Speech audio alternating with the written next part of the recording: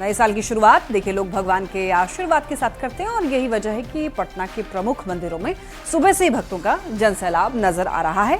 बड़ी पटन देवी में हजारों श्रद्धालु सुबह से ही लाइन में लगकर माता के दर्शन करके उनका आशीर्वाद लेते हुए दिखाई दे रहे हैं।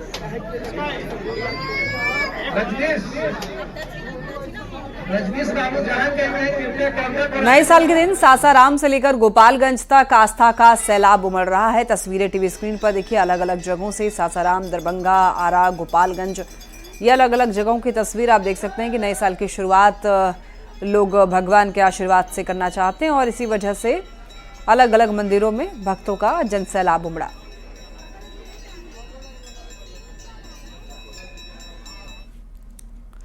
नए साल की शुरुआत होते ही पटना में मंदिरों के साथ साथ गुरुद्वारे में भी भीड़ देखी जा रही है। गुरुद्वारा में प्रकाश पर्व की तैयारी चल रही है, लेकिन आज साल के पहले दिन हजारों श्रद्धालुओं ने गुरुद्वारे में मत्था टेका और यहां पर आकर के अपने नए साल की शुरुआत की। लेकिन पहला साल है, पहला दिन है, तो गुरु महाराज से आशीर्वाद लेने बिहार की पूरी काफ़ी बड़ी संख्या में लोग आएंगे और महाराज से आशीर्वाद लेने आ रहे हैं। और ये चूँकि 4, 5, 6 जनवरी को गुरुपुरब महाराज का हम लोग मना रहे हैं, तो उसको देखते हुए भी काफ़ी बड़ी संख्या में लोग देश विदेश से आए हुए हैं। तो बड़ा अच्छा माहौल है, बड़ा खुशी का माहौल है। साल के पहले दिन मंदिरों में गजब की भीड़ देखने को मिल रही है। नए साल के शुरू होने से पहले लोग धार्मिक स्थलों पर भगवान का आशीर्वाद लेने पहुंचे। झारखंड के मंदिरों में भक्तों का जमावड़ा देखने को मिला। टीवी स्क्रीन पर देखिए ये दो तस्वीरें। पहली तस्वीर रांची के पहाड़ी मंदिर की है और दूसरी तस्वीर रांची के जगन्नाथ मंदिर की है, जहां पर सुबह से ही भक्तों का तांता लगा हुआ दिखाई दिया। भक्त भगवान के दर्शन करके, पूजा अर्चना करके नए वर्ष की शुरुआत की। देखिए, नए साल पर अयोध्या में भी श्रद्धालुओं का सैलाब उमड़ा रहा। यहां पर लाखों की तादाद में श्रद्धालु पहुंचे हुए हैं। लोग सरयू में स्नान कर सिद्धपीठ हनुमानगढ़ी और प्रभु राम का दर्शन करके नए साल की शुरुआत कर रहे हैं। जय श्री राम के उद्घोष के साथ में श्रद्धालु लाइन में लगकर साल के पहले दिन रामलला का दर्शन कर रहे हैं, ताकि पूरे साल भगवान राम की कृपा उन पर बनी रहे। हम हर साल वैसे तो घूमने फिरने जाते ही हैं, इस बार हमको लगा कि हम भगवान के दर्शन से ही शुरुआत करें और राम जी के प्रति तो हमारी बहुत श्रद्धा है, तो हम चाहते हैं कि भगवान के आशीर्वाद से हम पूरे साल की शुरुआत करें। इसलिए हम बीता वर्ष 2024 अयोध्या के लिए बहुत उपलब्धि भरा रहा है। आप 25 में क्या चाहती हैं, आपकी नया बदलाव अयोध्या में क्या देखने को मिले? अयोध्या कैसी लगी इस बार? 25 में ये बदलाव चाहते हैं, सब सुख समृद्धि से रहे अपना, और हम हर साल घूमने जाते हैं, लेकिन इस बार अयोध्या का दर्शन, राम जी का दर्शन करने का मन हुआ, तो हम लोग जयपुर से यहाँ आए हैं।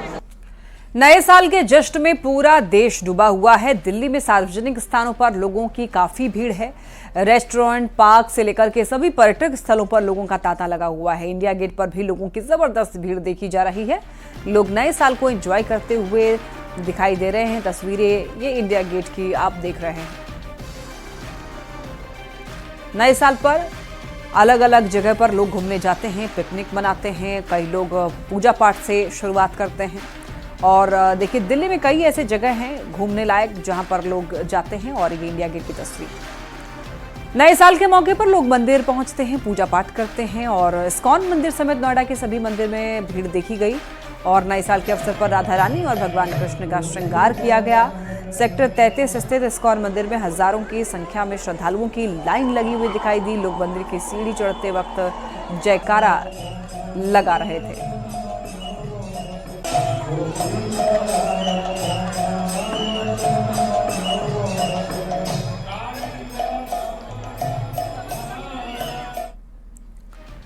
नैनीताल में देश भर के पर्यटकों ने नए साल की शुरुआत मंदिरों से की है। नैनीताल के नैना देवी शक्तिपीठ और कैंची धाम के मंदिरों में सुबह से ही तांता लगा रहा है। साल 2024 को अलविदा कर पर्यटकों ने आज नैनीताल जैसे खूबसूरत शहर से नए साल पर नए आगाज की शुरुआत की है। और इस मौके पर मंदिर में पर्यटकों की भीड़ उमड़ी, तो लंबी लाइनों के बाद लोगों ने दर्शन किए। हालांकि इस दौरान देश भर से आए हुए पर्यटकों ने पहाड़ों की खूबसूरती को बचाने का भी संकल्प लिया और यहाँ पर आने वाले लोगों से भी अपील की है कि वो पहाड़ को ऐसे ही बचाए रखें। इसके साथ ही पर्यटकों ने देश के लोगों के अच्छे भविष्य की भी कामना की। 2025 स्टार्ट हो रहा है। इसके साथ ही हम माता नैना देवी का आशीर्वाद लेने यहाँ पे आए हैं और हमें बहुत खुशी हो रही है इस खूबसूरत शहर में आके। और उत्तराखंड तो वैसे भी देवों की भूमि है, तो हम जो नए साल का शुरुआत यहाँ से कर रहे हैं तो हमें बहुत ही अच्छा लग रहा है। और सब कुछ बहुत अच्छे से सब अपने अपने सबकी मनोकामनाएं पूरी हों और भगवान का सबके ऊपर नैना देवी का सबके ऊपर आशीर्वाद बना रहे। हमारे देश खूब तरक्की करे, देश के साथ साथ देश के नागरिक सभी बहुत तरक्की करें। स्पिरिचुअली और अवेयर होना है तो देवभूमि उत्तराखंड से बेटर कोई और जगह नहीं है उसके लिए। एंड नैना देवी मंदिर एक शक्तिपीठ है, तो इसीलिए नए साल पे पहले दिन हम यहाँ आए हैं। दूसरा है हेल्दी और फिट होना, मेंटली फिजिकली। आई थिंक सबके लिए आजकल के ज़माने में ज़रूरी है। अगेन उत्तराखंड से बेटर और कोई जगह नहीं है ट्रैक करने के लिए। अच्छा पानी, हवा, एंड आई होप ये ऐसे ही बना रहे। नए साल के स्वागत के बाद फिर से शहर के टूरिस्ट प्लेसेस पर पर्यटकों की भीड़ उमड़ी हुई है। सैलानी पर्यटन स्थलों पर घूमने निकलते हैं। जयपुर के हवा महल और अल्बर्ट हॉल पर भी पर्यटकों की भीड़ देखी गई। बड़ी संख्या में आज देशी विदेशी पर्यटक घूमने के लिए पहुंच रहे हैं।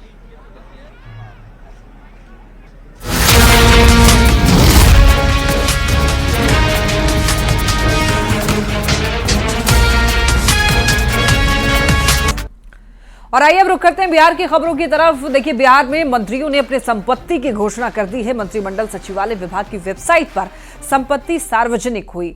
30 मंत्रियों ने साल के अंतिम दिन संपत्ति को सार्वजनिक किया, जिसमें नीरज सिंह सबसे अमीर तो सुरेंद्र मेहता सबसे कम संपत्ति वाले मंत्री हैं। नीरज कुमार सिंह के पास कुल संपत्ति 13 करोड़ रुपए की है, जिसमें 3.25 करोड़ रुपए चल संपत्ति और अचल संपत्ति 10.5 करोड़ रुपए है।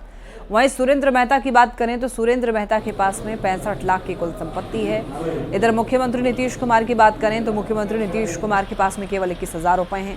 बैंकों में मात्र 60,000 रुपए जमा है। दिल्ली में 1,000 वर्ग फीट के आवास के अलावा कोई चल अचल संपत्ति नहीं है। तो देखिए, किस मंत्री के पास कितनी संपत्ति है वो आपको ग्राफिक्स के जरिए भी दिखा रहे हैं। नीरज सिंह के पास सबसे ज्यादा संपत्ति है। इधर संतोष सुमन की बात करें तो इनके पास 5.63 करोड़ रुपए की संपत्ति है।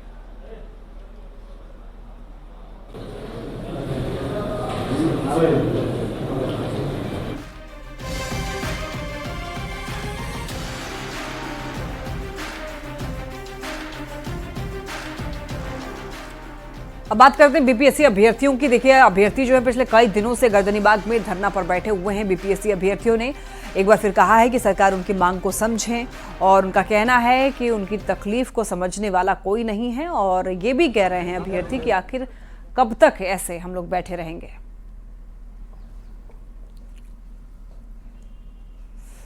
और एक खबर वैशाली से, जहां पर भीषण सड़क हादसे में 6 लोग घायल हो गए, जिन्हें इलाज के लिए अस्पताल में भर्ती करा दिया गया है। घायलों में देखिए 2 की हालत बेहद गंभीर बताई जा रही है। ये घटना महनार हाजीपुर मुख्य मार्ग पे नायागंज बाजार के पास की है। हाजीपुर से आ रही एक पिकअप वैन बेकाबू होकर के पहले टोटो से टकरा गई, फिर बाइक और साइकिल में टक्कर मारते हुए एक घर में घुस गई। हालांकि देखिए, हादसे में घर के लोग बाल बच गए, लेकिन घर का एक हिस्सा क्षतिग्रस्त हो गया। हादसे के बाद पिकअप चालक मौके से फरार हो गया। ऑटो रुकल था, उधर से आया, गाड़ी मार दिया। ऑटो कहाँ रुकल था? गंज पर, नया गाँवगंज पर। हाँ। ऑटो खड़ा था, मतलब चल नहीं रहा था। पिकअप उधर से आया। हाँ, पिकअप आके उधर से मार दिया। ऑटो में बैठल थे। हाँ। लगल रहे ऑटो, आमने से अब दूध वाला लगा देते। ऑटो रुका हुआ था? हाँ, रुकल रही है सब आदमी। ऑटो खड़ा था, मतलब चल नहीं रहा था? ना ना, उधर से शायद आया है, हम तो अंदर में थे, हम देखे नहीं है। उस पर लगा हुआ था। अंदर घुसिया दिया है, उसके बाद हम बाहर निकले हैं तो देख रहे हैं कि मेरा बाल बच्चा कहाँ है।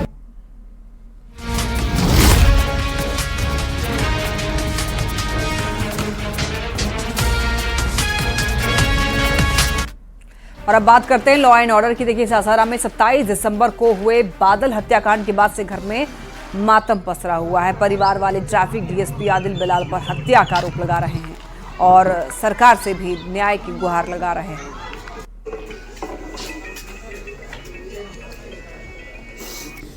बेटा चल गई ना, आज मियाँ के बेटा जाए तो दंगा फैल जाए। हमारे बेटा के 5 दिन भइल कुछ नहीं के होत। ओकरा खातिर बहुत बड़ा सजाए ओकरा मिले के चाहिए, फांसी तक दिला दे जा, तब हमारा आत्मा के शांति हुई। बहुत हमार बेटा पर हकी गई वालन कुछ नहीं गन कैले, डीएसपी के गोली मारे के अधिकार न रहे। हम डीएसपी को फांसी का सजा चाहते हैं। बिना मतलब के निर्दोष मेरा भाई था, उसकी हत्या की है। 4 मिनट में कुछ झगड़ा भी नहीं हो सकता है। 4 मिनट में आप भी समझदार है, 4 मिनट में वो हाथापाई भी नहीं कर सकता है। वो मारने के एम से आया था और मार के मेरे भाई को चला गया। हम बस फांसी की सजा चाहते हैं डीएसपी को। खबर धनबाद से, जहां पर बैंक मोड़ थाना क्षेत्र में एक युवक का शव मिलने से हड़कंप मच गया। आपको बता दें कि परिवार के सदस्यों ने हत्या की आशंका जताई है और इंसाफ की मांग को लेकर थाना पहुंच गए। आरोपियों पर कार्रवाई की मांग को लेकर लोगों ने बैंक मोड़ जाम कर दिया और आगजनी करते हुए सड़क पर हंगामा भी किया गया। हंगामा बढ़ने पर पुलिस ने महिलाओं और साथ ही साथ दूसरे लोगों पर ताबड़तोड़ लाठीचार्ज भी किया, जिसमें कई लोग घायल भी हुए। अभी मौके पर माहौल तनावपूर्ण बना हुआ है। हम लोग थाना से इंसाफ मांगने आए, थाना हम पे लाठी चार्ज किया, लाठी चार्ज। अभी सुबह 6 बजे ऐसा घटना हुई है। और बताइए, अगर हमको थाना इंसाफ नहीं देगा तो थाना मेरा बीच में नहीं है। हम लोग को थाना से इंसाफ चाहिए, थाना से इंसाफ चाहिए।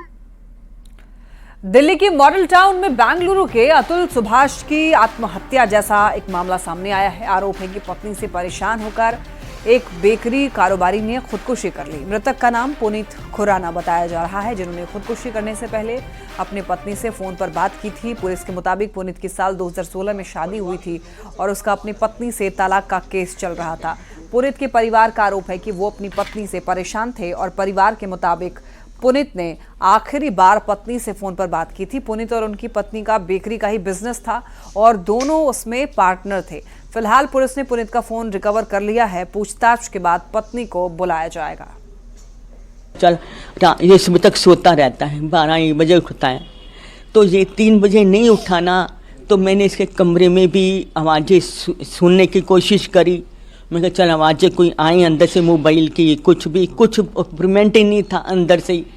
फिर मेरे को डाउट हुआ, फिर मैंने अपने हस्बैंड को फ़ोन किया 3 बजे। वो आए, उन्होंने दरवाज़ा तोड़ा, अंदर लटका हुआ था पंखे के साथ। बच्चा मेरा बहुत था, उसने मेरे बच्चे का माया था, मेरा बच्चा।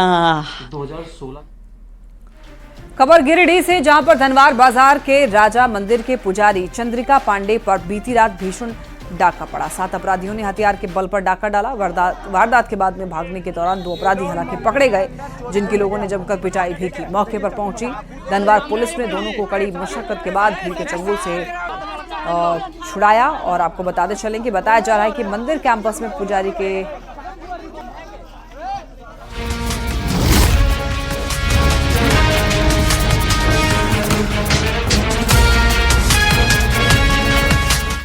और अब बात कर लेते हैं देश और विदेश की। नए साल पर किसानों को मोदी सरकार ने तोहफा दिया है। साल के पहले दिन मोदी सरकार ने किसानों को बड़ा तोहफा दिया है।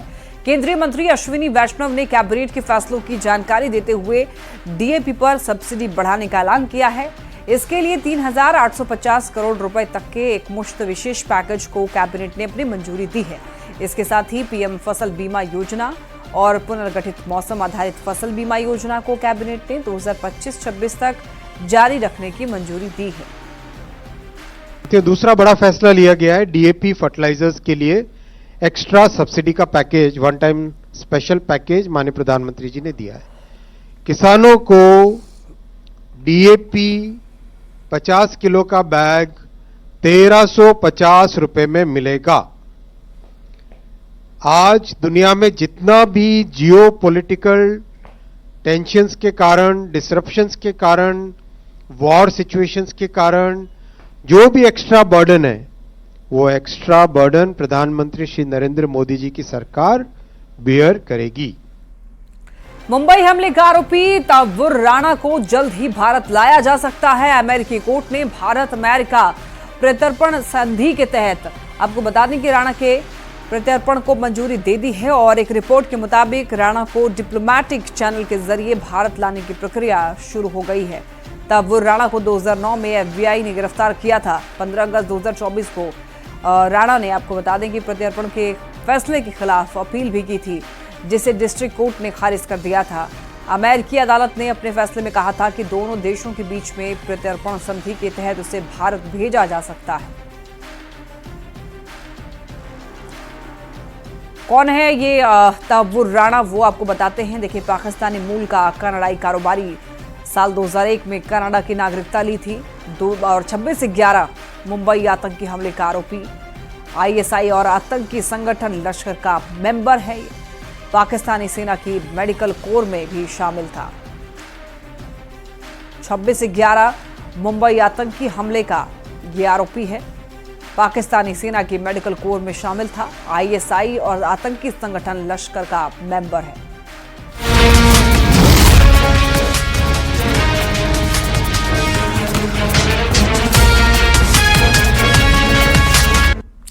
अब रुख बिजनेस की कर लेते हैं। देखिए, शेयर बाजार में नए साल पहले दिन बढ़त देखने को मिली है। सेंसेक्स 368 अंक की बढ़त के साथ में 78,507 के स्तर पर बंद हुआ। वहीं निफ्टी में भी 98 अंक की तेजी रही और ये 23,742 के स्तर पर बंद हुआ। सेंसेक्स के 30 शेयरों में से 23 में तेजी और 7 में गिरावट देखने को मिली। वहीं निफ्टी के 50 शेयरों में से 37 में तेजी और 13 में गिरावट रही। ऑटो और बैंकिंग शेयर्स में बढ़त देखने को मिली, तो वहीं IT और FMCG शेयर्स में गिरावट रही।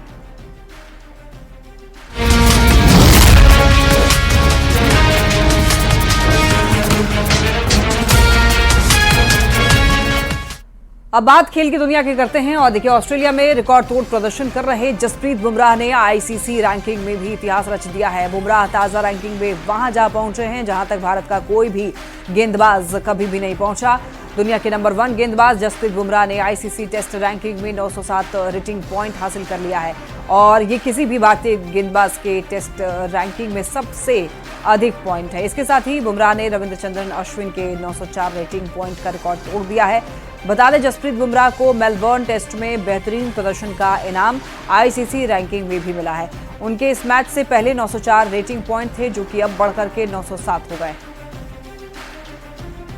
बुलेटिन में फिलहाल इतना ही। खबरें लगातार जारी है, आप देखते रहिए News 18।